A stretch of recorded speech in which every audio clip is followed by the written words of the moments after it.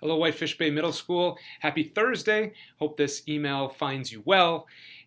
Staying dry. I'm currently confined to my office. I prefer to film this outside, but it has not stopped raining in the last couple of days. So here you go, an inside view of the principal's office. Wanted to take some time today to talk with you about the message you received yesterday regarding our first positive COVID case here at the middle school. I'm imagining that the range of emotions and how we're feeling about that is pretty wide, and how your kids might be experiencing that might be pretty wide. So I wanted to first provide you some additional information, and then also to give you some strategies to talk about this at home. So let me talk you through the process of what happened yesterday in terms of the school aspect of this and notification. So we became aware that one of our students had tested positive from the North Shore Health Department. In the future, a family could call the school to report that. They could also report it to the North Shore Health Department. Once that notification comes to us, the communication process and investigation process kind of splits. So the North Shore Health Department takes all of that student's potential close contacts that happen outside of school, and they began that interviewing process and communication process with the outside of school people. The school takes on, through our district nurse, Jackie Turkle, any of the potential close contacts that would have happened at school. And so that investigation process happened really, really quickly in interviewing the family that was involved, the child that was involved, as well as the teachers that would have been in that child's homeroom. So that all happened pretty quickly.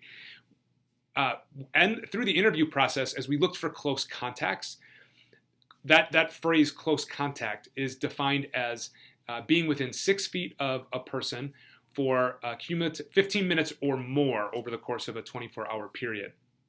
So that was really who we were interested in finding out who might have been, within that category. The good news is, because of the strategies that we are implementing here at school, the number of other students who were considered to be close contacts was pretty small. The fact that we're on an AABB blended schedule really helped, as it reduced the number of students here. The fact that we are keeping our kids together and bringing the teachers to them also really helped to reduce the number of close contacts. The fact that we have a seating chart and we knew exactly who was sitting close to that student helped. So all of these strategies really are helping to reduce the impact and mitigate risk for our kids, in that we only ended up having to quarantine 4 students that could have been potential close contacts. That number could have been 10 times higher, with at least 10 times higher, if we hadn't taken those approaches.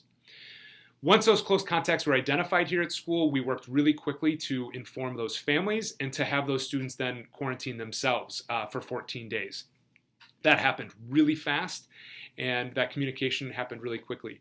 That simultaneously was happening with the North Shore Health Department as they were communicating with the folks that might have been close contacts from an outside of school perspective. Once we had that taken care of, that's then when the communication went out to all of the rest of the school community to alert them of that positive case.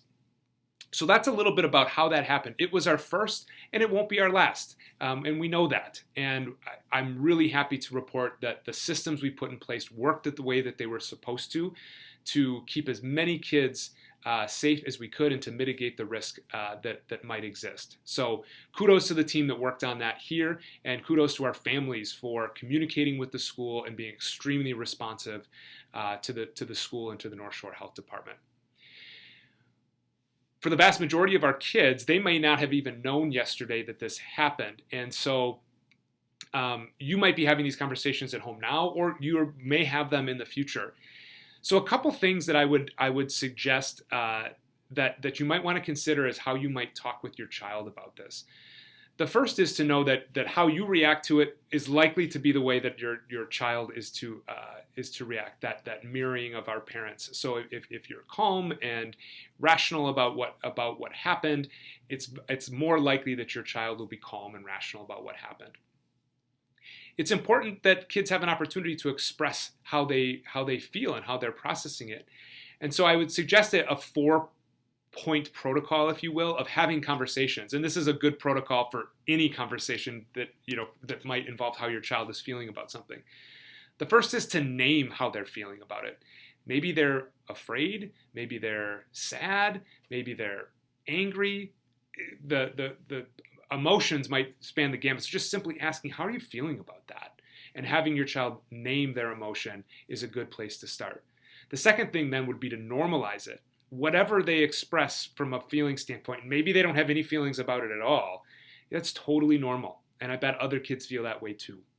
And so normalizing whatever emotion that your child is feeling about this is important. The third thing would be to put it in perspective. And that's really tough for kids, is to place something like this in perspective. And so help them to do that. You know that this was one case, and everybody did what they needed to really, really quickly. That you weren't a close contact. If you were, we would have known that. So to just help them kind of shift their perspective a little bit, and that's something that an adult really, really has to be a part of that process. That it's really difficult for kids to do that on their own. The last thing would be to reality check expectations. Some kids might think, this isn't going to happen to us. This is not going to happen in Whitefish Bay. And to just check those perspectives of, yep, this is something that's happening here. It's probably going to happen again. And that doesn't mean that you're in danger. It just means that that's a reality of what might happen. So helping them kind of reality check their expectations. Those things would be really important. So name it, normalize it, put it in perspective, and reality check expectations. The last thing would be is to really make sure that to help empower kids, what do they have control over, and helping to keep themselves safe and to keep our school community safe. Obviously, the 3 W's are super important. Wash your hands, wear a mask, and watch your distance. And if you're practicing those at home, we're working on making sure that kids practice those here. And together, that's a really empowering place for a student to be, is knowing I am doing everything I can to keep myself safe, keep my family safe, and keep my school community safe. Along with that would be those daily symptom checks. And I'm going to include that here in this message again. I know you've gotten it before, but I want to give it to you one more time. We're checking every single day. Nobody knows your child like you do. So if you're not feeling well, if your child's not feeling well, if they've got a temperature, if they have any of the symptoms that might be attached to COVID, that they're staying home.